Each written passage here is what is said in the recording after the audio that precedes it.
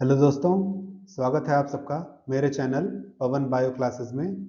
और आज इस वीडियो में हम लोग जिस टॉपिक पर बात करने वाले हैं वो है इंट्रोडक्शन ऑफ बायोलॉजी, यानी कि जीव विज्ञान का परिचय।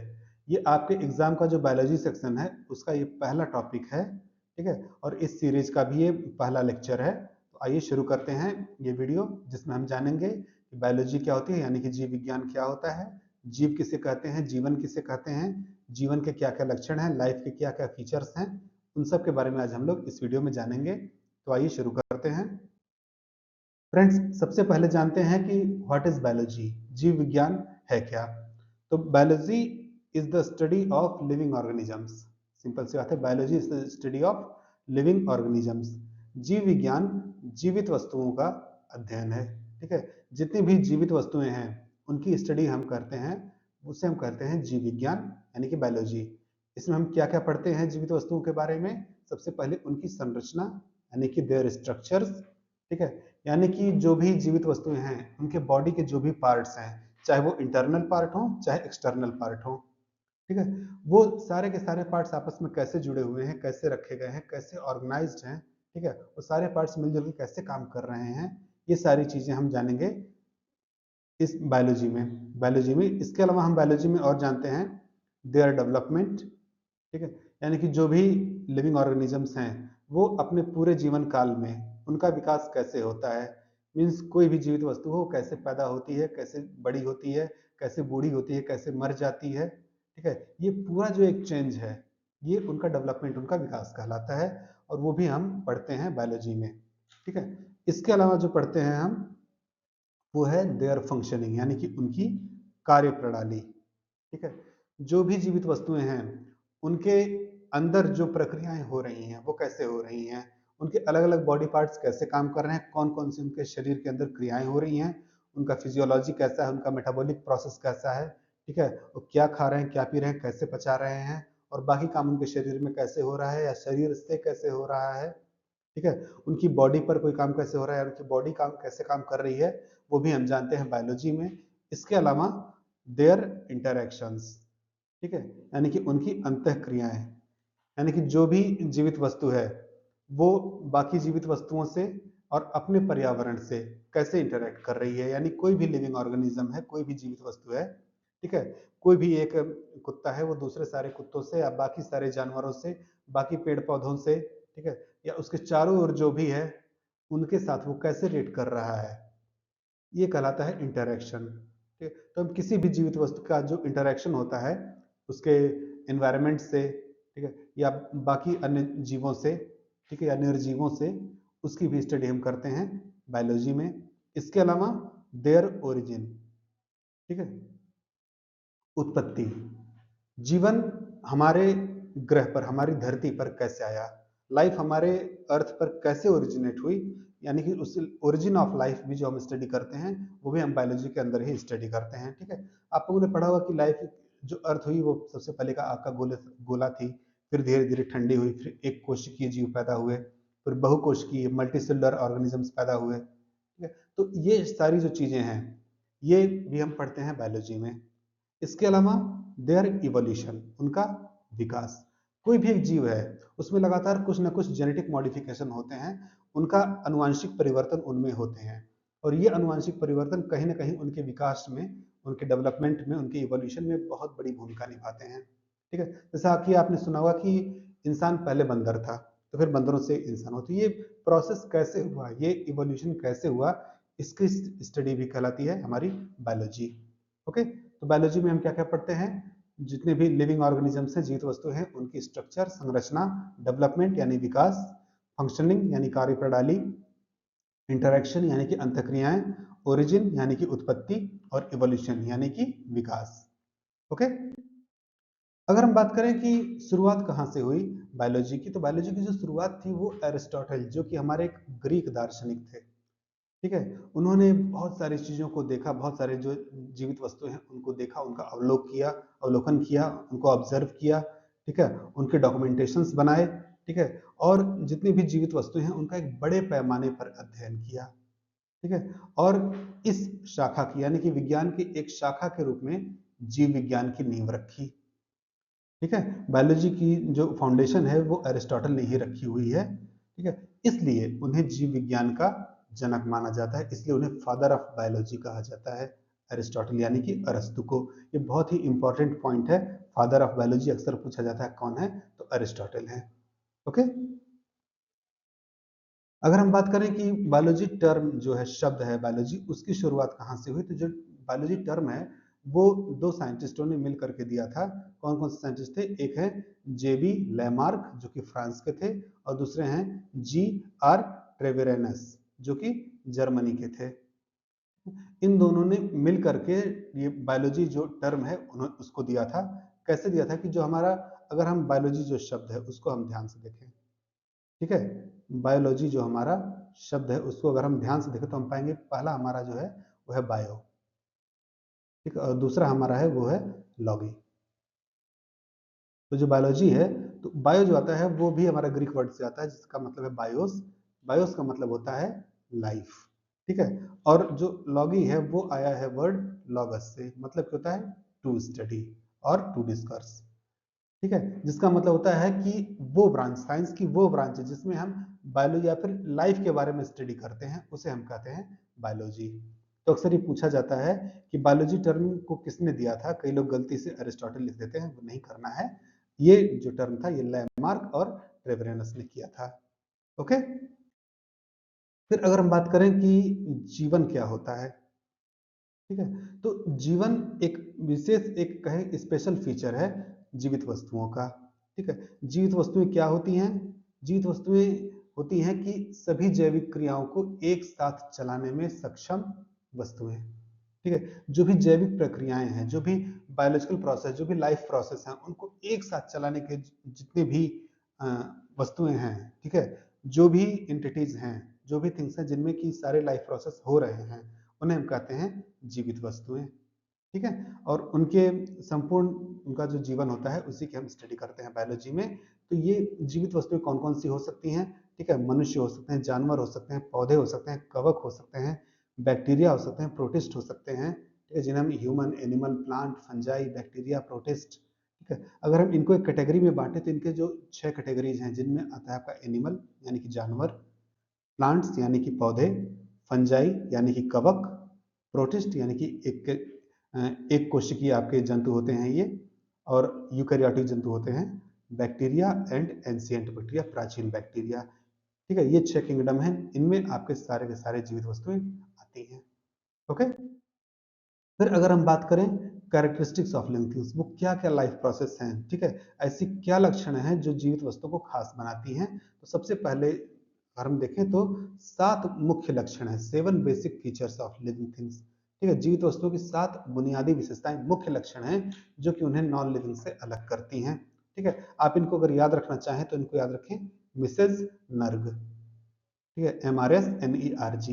एम फॉर मूवमेंट यानी कि गति, आर फॉर रिप्रोडक्शन यानी कि प्रजनन, एस फॉर सेंसिटिविटी यानी कि संवेदनशीलता, एन फॉर न्यूट्रिशन यानी कि पोषण, ई फॉर एक्सक्रेशन यानी कि उत्सर्जन, आर फॉर रेस्पिरेशन यानी कि श्वसन, एंड जी फॉर ग्रोथ यानी कि विकास, ठीक है। तो ये हमारे 7 मुख्य लक्षण होते हैं, हम हर एक लक्षण के बारे में आगे देखने वाले हैं। सबसे पहले बात करते हैं गति की, ठीक है, यानी कि मूवमेंट। मूवमेंट को हम जनरली दो तरह से हम समझते हैं। मूवमेंट जो था, पहला तो हमारा तरीका है एक ही जगह पर खड़े होकर अगर कोई बॉडी मूव कर रही है, ठीक है। देखिए, दो शब्द होते हैं, पहला है हमारा मूवमेंट और दूसरा है हमारा लोकोमोशन, ठीक है। मूवमेंट और लोकोमोशन, ठीक है, यानी कि गति और गमन, ठीक है? तो गति क्या होती है या मूवमेंट क्या होती है? जैसे आपने किसी योगा करते हुए पर्सन को देखिए, फिर एक्सरसाइज करते हुए पर्सन को देखिए, तो वो अपनी जगह पर खड़ा है लेकिन उसके बॉडी पार्ट्स हिल रहे होते हैं, ठीक है। तो जब कोई पर्सन या फिर कोई ऑब्जेक्ट अपनी ही जगह पर खड़ा होता है लेकिन उसके बॉडी पार्ट्स हिल रहे होते हैं, इसे हम कहते हैं गति। लेकिन अगर सोचिए कि कोई जॉगिंग कर रहा हो या फिर वॉकिंग कर रहा हो, तो उसके बॉडी पार्ट्स भी हिल रहे होते हैं और उसके पोजीशन भी चेंज हो रही होती है, वो एक जगह से दूसरी जगह पे शिफ्ट कर रहा होता है, तो इसे हम कहते हैं लोकोमोशन, ठीक है। तो जीवित वस्तुओं की ये बेसिक प्रॉपर्टी है कि उनमें गति और गमन दोनों होता है, मूवमेंट और लोकोमोशन दोनों होता है। ओके। फिर अगर हम बात करें रिप्रोडक्शन की, रिप्रोडक्शन मीन्स प्रजनन। प्रजनन क्या होता है? The biological process by which organisms create new organism like themselves. ठीक है, ये दो वर्ड्स हमेशा रखिए, न्यू ऑर्गेनिजम्स और लाइक देमसेल्व्स। ठीक है, हिंदी में कहें तो प्रजनन यानी कि वह जैविक प्रक्रिया जिसके द्वारा जीव अपने जैसे नए जीव बनाते हैं, अपने ही जैसे नए जीव बनाते हैं। ठीक है, आप किसी भी बेजान चीज को देखिए, नॉन लिविंग थिंग्स को देखिए, कुर्सी, टेबल, मेज, पेन, ठीक है, वो कभी भी अपने जैसा नया कुर्सी, मेज, टेबल और पेन नहीं बना सकता। ठीक है, लेकिन कोई भी एक लिविंग ऑर्गेनिजम्स हो, ठीक है, चाहे वो बिल्ली हो, कुत्ता हो, या फिर इंसान ही हो, ह्यूमन बॉडी हो, ह्यूमन एनिमल हो, प्लांट हो, फंजाई हो, ठीक है, कोई भी हो, वो अपने ही जैसा एक नया इंडिविजुअल पैदा करता है। ठीक है, लेकिन आपने कभी ये नहीं सुना होगा कि मेढक के पेट से मच्छर पैदा हुआ, मेढक के पेट से कॉकरोच पैदा हुआ, कॉकरोच के पेट से मक्खी पैदा हुई, ऐसा नहीं होता। ठीक है, क्यों? क्योंकि रिप्रोडक्शन की बेसिक प्रॉपर्टी है कि ऑर्गेनिज्म हमेशा अपने जैसे ही नए ऑर्गेनिजम्स को प्रोड्यूस करता है। ओके, अगला जो हमारा पॉइंट है वो है सेंसिटिविटी, यानी कि संवेदनशीलता। संवेदनशीलता क्या होती है? कि इन्वायरमेंट में या फिर अपनी बॉडी में ही कोई भी चेंज हो रहा है, यानी कि चाहे कोई इंटरनल चेंज हो, ठीक है, आंतरिक बदलाव हो, या फिर एक्सटर्नल चेंज हो, बाहरी बदलाव हो, अगर कोई ऑब्जेक्ट, कोई वस्तु उस पर रिएक्ट कर रही है, उस पर प्रतिक्रिया दे रही है, तो हम उस प्रोसेस को कहते हैं संवेदनशीलता। ओके, यानी कि the capacity of an organism to sense organ to respond to stimulation. ठीक है, और ये जो चेंज होते हैं इन्हें हम कहते हैं स्टिमुलेशन। ठीक है, गर्मी लग रही है, आपने फैन ऑन किया, ये है आपका ये है आपके सेंसिटिविटी। गर्मी आपका स्टिमुलेशन है, ठंडक एक स्टिमुलेशन है, और ठंडक आपका आग के पास बैठना, अपने हाथ सेकना, ये आपकी सेंसिटिविटी है। ओके, तो हम देखें तो हर एक लिविंग ऑर्गेनिज्म कहीं ना कहीं किसी न किसी तरह से सेंसिटिविटी दिखाता है। कैसे? जब भी हम कोई गर्म बर्तन छूते हैं तुरंत हमारे हाथ जलने लगते हैं। ठीक है, ये भी सेंसिटिविटी है। आपने टच मी नॉट प्लांट यानी कि छुई मुई का पौधा देखा हुआ, जैसे ही आप उसको टच करते हैं क्या होता है? वो उसके पत्ते सिकुड़ जाते हैं, वो भी सेंसिटिविटी है। कुत्ते होते हैं वो गर्मी में हमेशा हाँफने लगते हैं, वो भी क्या है? एक सेंसिटिविटी है एक तरह की। इसके अलावा आपने हमेशा देखा होगा कि जिधर से धूप आती है, प्लांट्स की जो टिप होती हैं, ठीक है, जो ऊपरी हिस्सा होता है वो हमेशा उस डायरेक्शन में झुकता है जिस तरफ से धूप आ रही होती है। इसके अलावा प्लांट की जो रूट्स होती हैं, जड़ें होती हैं, वो हमेशा उस डायरेक्शन में मूव करती हैं जहां पर पानी ज्यादा होता है, पानी के सोर्स ज्यादा होते हैं। ठीक है, तो ये सब चीजें क्या है? सेंसिटिविटी है। ठीक है, यही संवेदनशीलता है। कभी भी कोई भी नॉन लिविंग सिस्टम संवेदनशीलता नहीं दिखाता। ओके, इसके अलावा हम बात करते हैं कि ग्रोथ एंड डेवलपमेंट। ठीक है, यानी कि विकास। विकास क्या होता है? जैसा कि हम जानते हैं कि कोई भी लिविंग ऑर्गेनिज्म, कोई भी लिविंग सिस्टम हो, हम बात करें एक पौधे की, तो छोटा सा पहले वो बीज होता है, बीज से फिर हमारा छोटा सा पौधा बनता है, और पौधे से फिर प्लांट बन जाता है। ठीक है, उसी तरह से कोई भी एक एनिमल होता है, पहले वो स्टार्टिंग में एक छोटा सा कब बेबी होता है, ठीक है, फिर वो बढ़ते बढ़ते बढ़ते बढ़ते अपना एक फुल ऑर्गेनिज्म में, वेल डेवलप ऑर्गेनिज्म में, ठीक है, पूर्ण परिपक्व जीव में बदल जाता है। तो यही जो प्रोसेस है यही हमारा कहलाता है ग्रोथ एंड डेवलपमेंट, यानी कि ग्रोथ। ठीक है, ग्रोथ में होता क्या है? An increase in the number of cells, body में जो कोशिकाएं हैं उनका जो नंबर होता है वो बढ़ जाता है, एंड फिजिकल साइज, या फिर उनकी कोशिकाओं की जो होती है वो फिजिकल साइज बढ़ जाती है। ठीक है, या फिर हमारे बॉडी की भी फिजिकल साइज बढ़ जाती है। ठीक है, या फिर इंक्रीज इन द हाइट, हमारी बॉडी की हाइट बढ़ जाती है। ठीक है, या फिर हमारे बॉडी का वेट बढ़ जाता है। इसके अलावा स्ट्रक्चरल और फंक्शनल चेंजेज आते रहते हैं। ठीक है, तो ये जो स्ट्रक्चरल एंड फंक्शनल चेंजेज हैं, ठीक है, ये जो कहते हैं संरचनात्मक और कार्यात्मक परिवर्तन होते हैं, यही हमारे क्या कहलाते हैं? Growth and development. ओके, इसके अलावा हम बात करें रेस्पिरेशन की, यानी कि सांस लेना। सांस लेना क्या कहलाता है? Respiration is defined as a metabolic process wherein the living cells of an organism obtains energy in the form of ATP, okay, by taking in oxygen and liberating carbon dioxide from the oxidation of complex organic substances.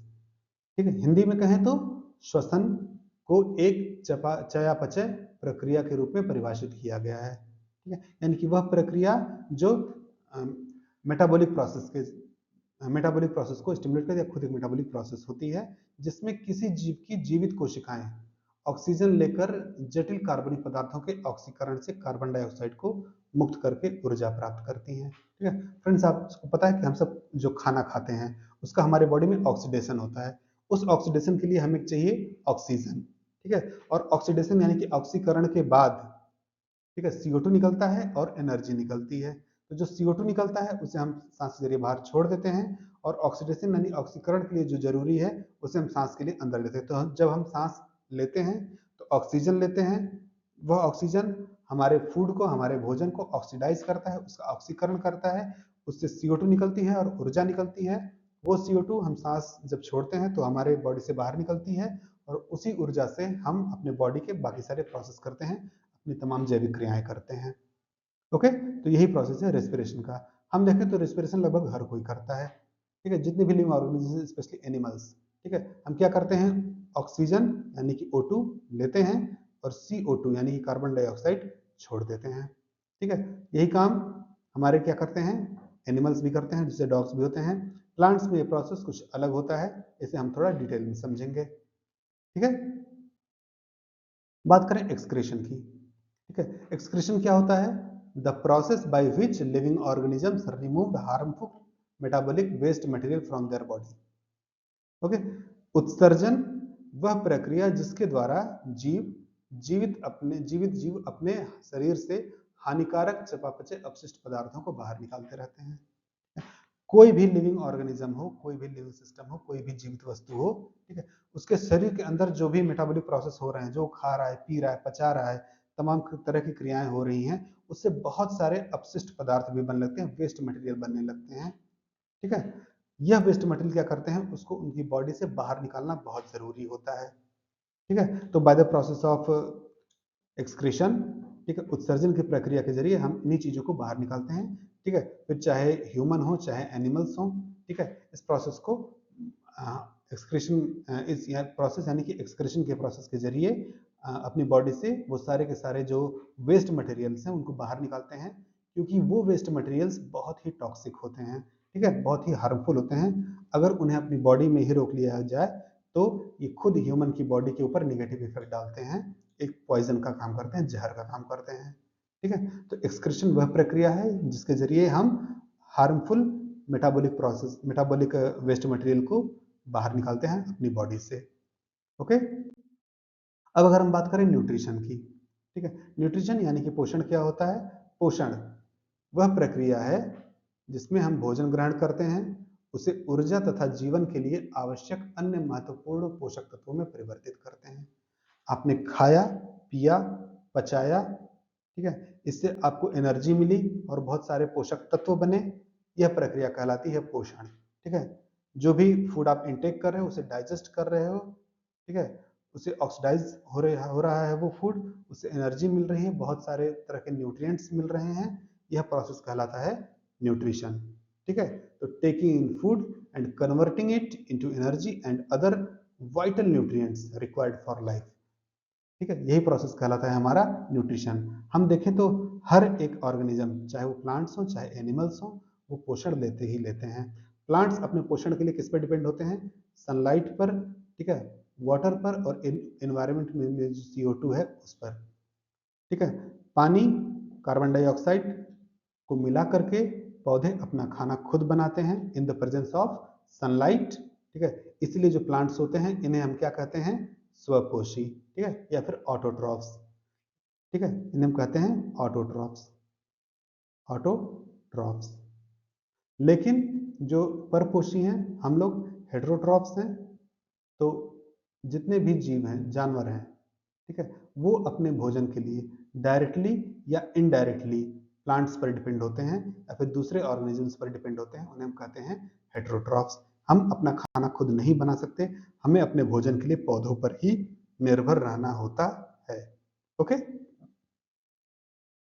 तो friends ये हो गया आपका nutrition. इसके बाद अगर हम बात करें कि एज अ कंक्लूजन हम क्या कह सकते हैं, यही कह सकते हैं कि बायोलॉजी क्या है, biology is the study of life and living organisms.